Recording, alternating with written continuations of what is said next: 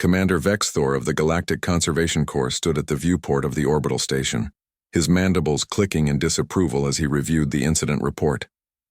The human xenobiologist, Dr. Sarah Chin, had been stationed on Karvath Prime for 3 months now, studying the apex predators of the death world below.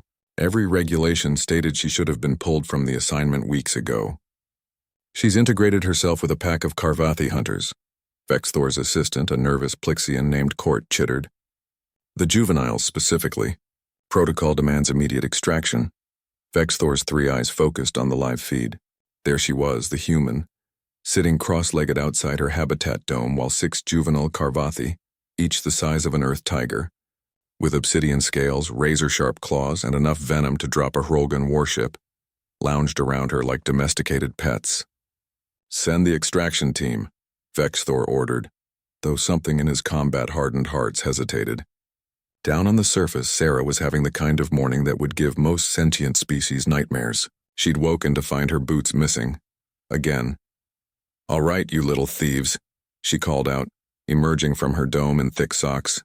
"Which one of you took them this time?" 6 pairs of luminescent eyes blinked at her from various positions around the clearing. The Karvathi cubs, as she'd taken to calling them, much to the horror of her supervisors, had been orphaned in a territorial dispute 3 months ago. Sarah had found them barely a week old, mewling pitifully over their mother's cooling body. Every instinct of her training had screamed to leave them. Karvathi were classified as Class 9 hostile fauna. Their adult forms had wiped out 2 survey teams before the planet was marked as restricted. But Sarah had looked into those eyes. Intelligent, terrified, helpless, and remembered why she'd chosen xenobiology in the first place. Life was life regardless of how many teeth it had. Now 3 months later, those cubs had imprinted on her completely. "I know one of you has them," Sarah said, planting her hands on her hips. She'd learned their body language, the subtle flicks of tails and positioning of ear ridges that betrayed guilt. Her eyes narrowed on Stryker, the largest male whose tail was tucked just a bit too carefully. "Stryker, really?" The cub, already massing nearly 200 kilograms of pure predatory muscle, ducked his massive head. Sarah took a deep breath and did something that would have horrified the Galactic Conservation Corps. She activated her human evolutionary advantage. She pretended to be angry.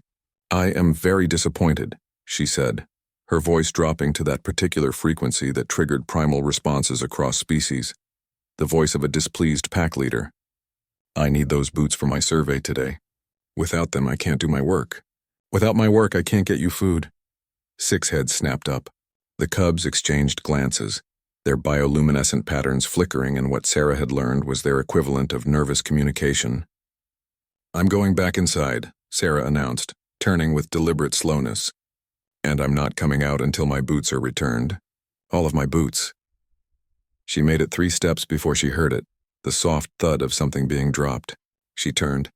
1 boot sat in the clearing deposited by Stryker, who now sat at attention, his tail swishing anxiously. Sarah kept her expression stern, though internally she was grinning. "1 boot isn't very helpful, Stryker." Another thud.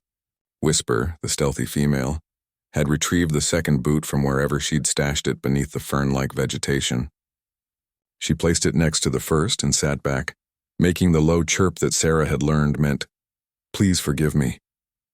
"Better," Sarah acknowledged, "but I had 3 pairs of boots when I arrived. Where are the others?"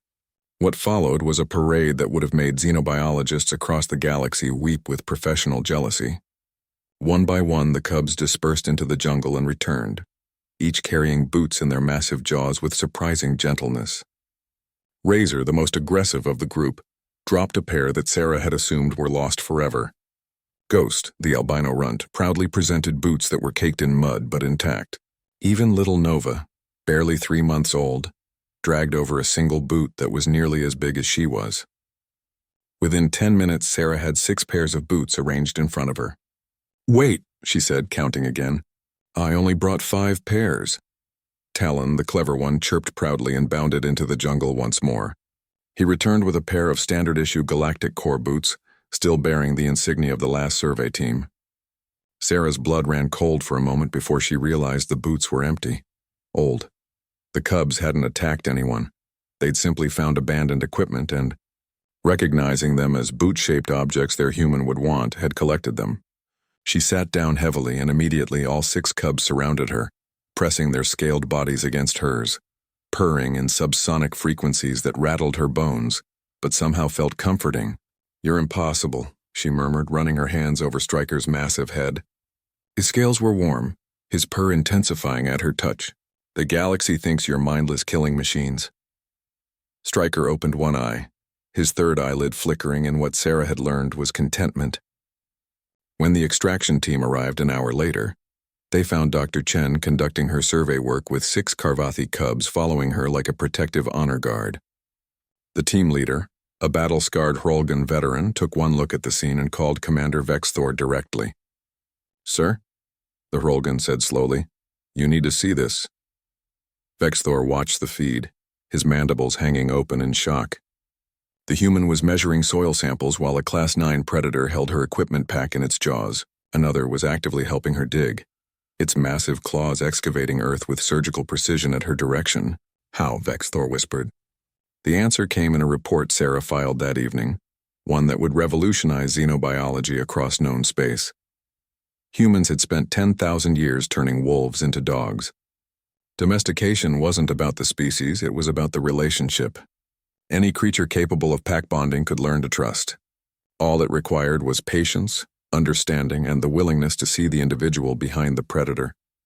And sometimes, Sarah added with a smile, it just required pretending to be angry about stolen boots. Commander Vexthor approved her extended assignment.